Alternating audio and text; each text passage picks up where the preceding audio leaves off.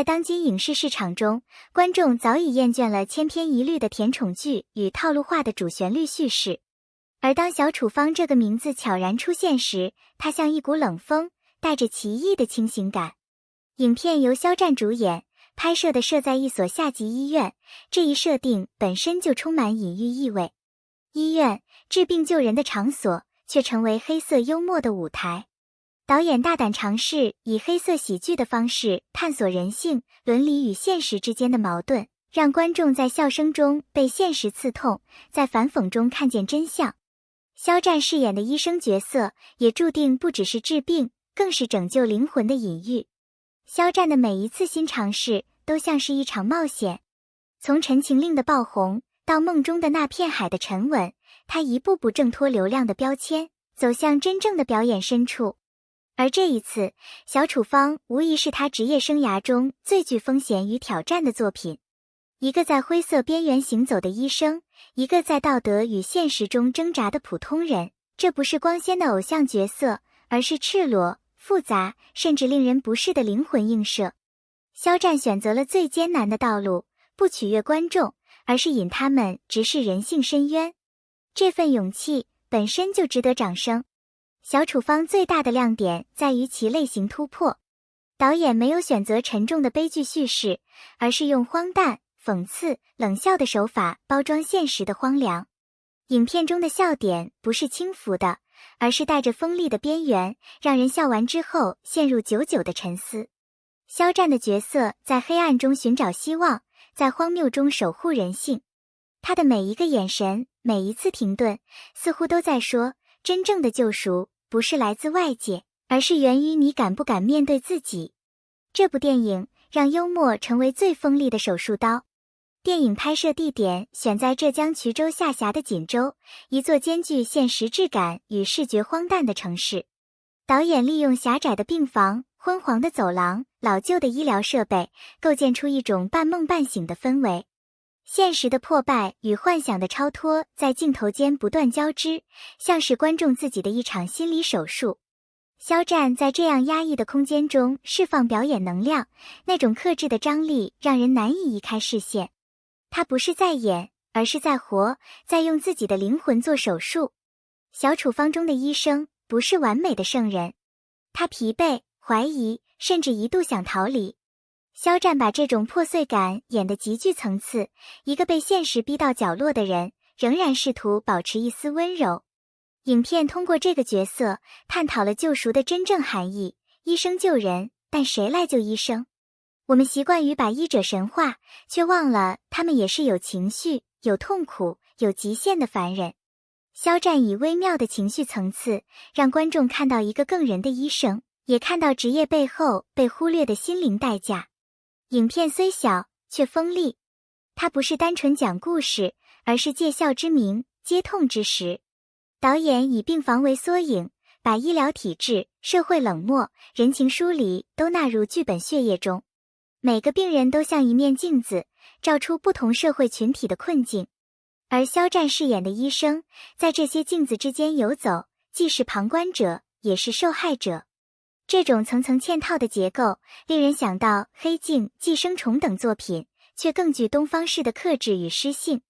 肖战的演绎轨迹像一条不断上升的曲线，《陈情令》让他被看见，《余生请多指教》让他被喜爱，而小处方让他被敬重。这是一个从偶像蜕变为艺术家的过程。他不再害怕丑，不再回避黑暗，甚至用角色的痛苦映射现实的冷峻。这种成长正是一个演员最稀缺的品质，勇敢。肖战的成长不是在掌声中，而是在孤独、质疑与自我怀疑中完成的。电影的黑色基调并非绝望，而是一种极度清醒后的温柔抗议。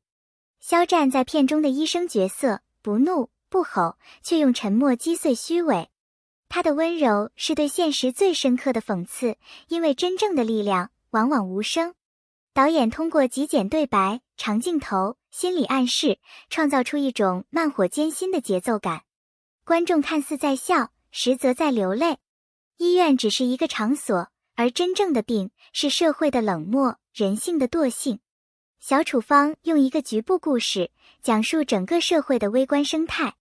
肖战的医生角色成为叙事核心，它既象征理性之光，又象征被理性吞噬的灵魂。电影提出的问题并不易答，当治愈本身也变得功利时，我们是否还配谈人性？剧本是整部作品的灵魂。编剧以外科医生的精准手术刀，将语言剖开、揭示、缝合。对白短促，节奏紧张，每一句都像是在解剖人心。肖战的演绎恰好贴合这种风格，他用最克制的语气讲最刺痛的真话。观众在不经意间被带入角色的内心，仿佛也在接受心理诊断。除肖战外，影片还邀请了数位实力派演员加盟，他们不是流量，而是角色本身，这让整部电影的表演氛围更具真实感。每一个眼神，每一次呼吸都有生活的味道。这种去偶像化的叙事手法，使得肖战的表演更加突出。他不再是站在光里的少年，而是走进黑暗的男人。导演并非要取悦观众，而是要唤醒他们。他以极高的艺术敏感度，在冷峻与温情间找到平衡。影片中没有传统意义上的爆点，但每一个镜头都在低声呐喊。这种沉默的力量比任何喧哗都更有冲击力。导演的野心不在票房，而在于让人思考，我们是否也在自己的病房里失去了共情。影片运用了极具象征性的色彩语言，昏黄代表疲惫，蓝色代表疏离，白色象征无力的希望。肖战在光影交错中，仿佛一位孤独的行者，在寻找灵魂的出口。摄影师的镜头极其冷静，但正因为冷静，才更让人心碎。观众在这种视觉秩序中被迫冷静思考，究竟什么是真正的健康？音乐极少，却精准。背景音中常常只有呼吸、脚步、机器的滴答声，这些细节构建出一种令人不安的节奏。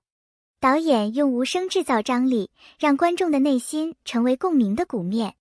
当肖战的角色在寂静中望向窗外时，那一刻的静止比任何对白都震撼。影片名为《小处方》，实则是一剂苦药。它治的不是身体，而是意识。它逼我们面对麻木，面对逃避，面对伪装的善良。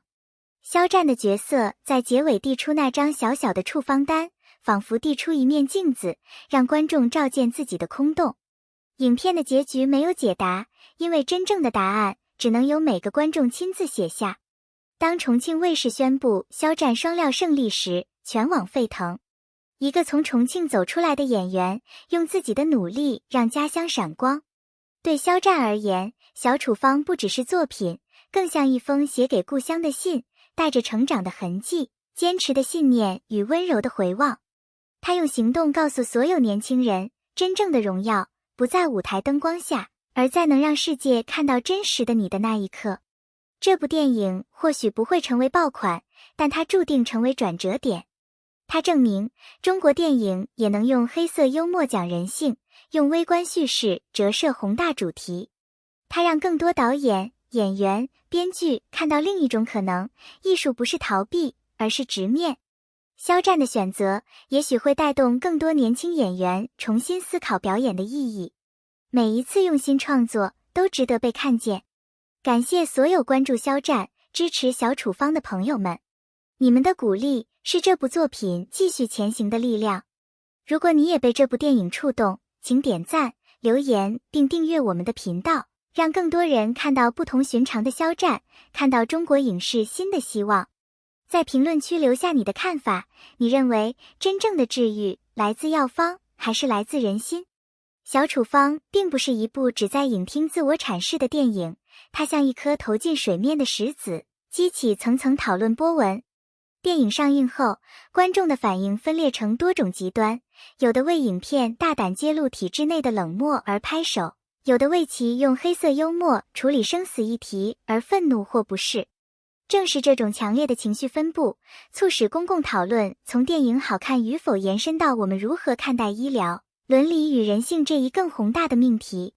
社交平台上，观众把影片的片段、台词、肖战的表演细节做成短视频、剪辑和长评，形成二次创作潮流。这种裂变式的传播让小处方不仅成为文化产品，另一方面，它也可能把艺术作品简化为政治或道德攻击的工具，导致讨论流于极端或情